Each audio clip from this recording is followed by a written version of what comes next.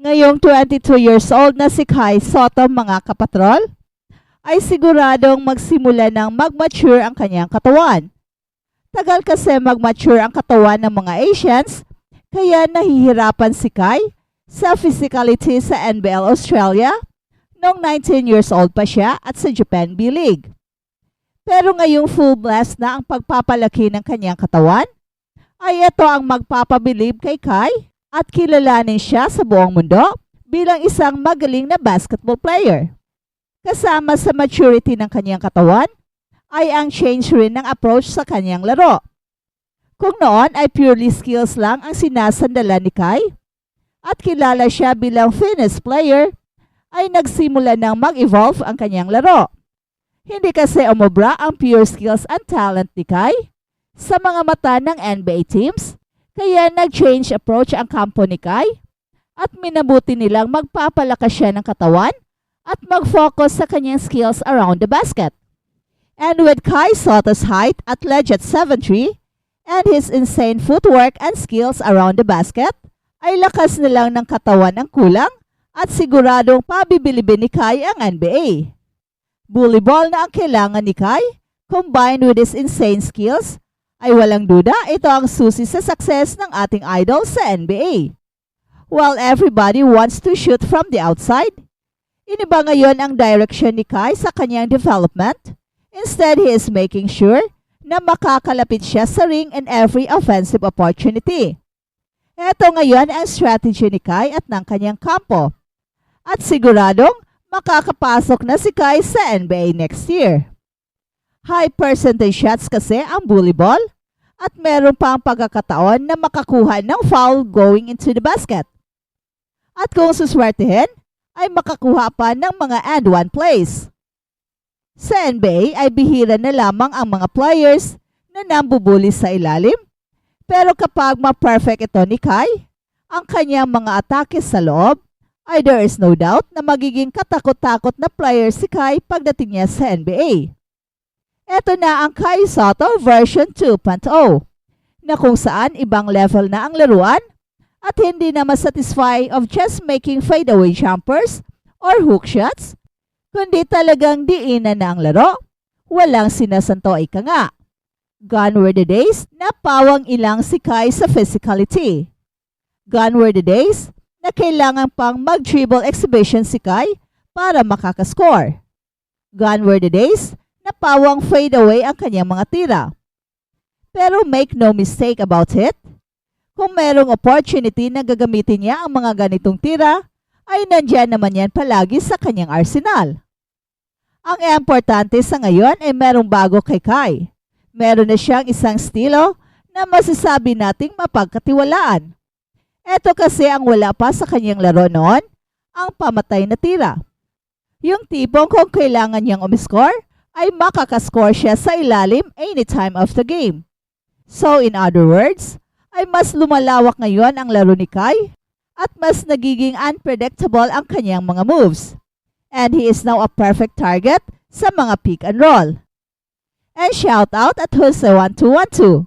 Walang ibang big man na maghahari sa NBA. Palagi galingan mo laro mo Kai, mapansipan o gilas o kahit saang laro. Shout out at you sir. Hopefully this year na idol Kaiju kasi nakapasok na ang ibang tower na kaya mo namang tapatan.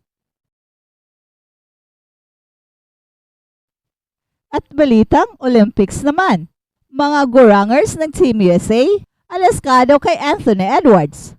Takbo sa Instagram si Anthony Edwards para alaskahin ang mga oldies na kakampi nito pagkatapos ng 95-91 comeback win ng Team USA laban sa Serbia sa semis ng 2024 Paris Olympics men's basketball nitong Webes. Nag-post si Ant-Man ng series ng larawan ng mga may edad niyang teammates at nilagyan ng caption na keep some old heads around you.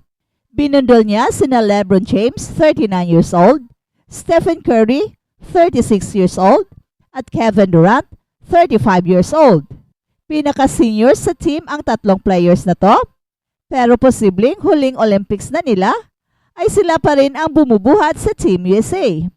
Kontra Serbia, Pasabog si Stephen Curry ng 36 points mula sa siyam na 3-pointers at humarabas ng triple-double sa LeBron James, 16 points, 12 rebounds and 10 assists, at may 9 points naman si Kevin Durant. At isa si Anthony Edwards, 23 years old, sa pinakabatang player ng team. At Sunday, madaling araw, haharapin ng Team USA sa gold medal match ang host France na may NBA talents din na sina 2024 Rookie of the Year Victor Wembanyama, Rudy Gobert at Nicholas Batum. LeBron James on big games at 39 years old. I don't know how many moments I'm going to get. Yan ang sabi ni LBJ. LeBron James knows his career is coming to an end and he needs to maximize all opportunities that come to his way now. Ginugol ni King James ang karamihan sa kanyang karera sa pakipagkompetensya sa pinakamalalaking laro na inaalok ng mundo ng basketball. Matapos makapasok sa 10 finals sa loob ng 12 seasons, ang huling 4 na season ni LeBron James ay malayo sila sa pagpasok sa NBA Finals. At bilang resulta, sinisiguro ni LeBron James na sulitin ang mga mahalagang sandali kapag dumarating ang mga ito para sa Team USA sa 2024 Olympics. Candidly discussing his age and short future left in the game. I'm 39 years old. It's my 22nd season. I don't know how many opportunities and moments I'm going to get, like to be able to compete for something big and playing big games. And tonight was a big game. LeBron James was Team USA's second best player in their incredible comeback win over Serbia in the semifinals of the Olympics. Siya ang naging kauna-unahang manlalaro sa kasaysayan na nakapagtala ng higit sa isang triple-double sa Olympics na may 16 points, 12 rebounds at 12 assists. Perpektong pinagsama ni LBJ ang kanyang laro sa kapwa veteranong bituin ng koponan na si Stephen Curry na kumana ng 36 points sa isa sa pinakamagandang offensive performances na naranasan ng sinimulan habang nakasuot ng jersey ang Team USA. The next big moment for LeBron James will come in the gold medal game, where LBJ will be expected to lead the game to a win over France to bring the country's 5th consecutive gold medal in basketball. At si King James ang kasalukuyang paborito na manalo bilang MVP ng torneo. Kaya kailangan niyang tapusin ito sa pamamagitan ng pag-angat para sa isa pang malaking sandali.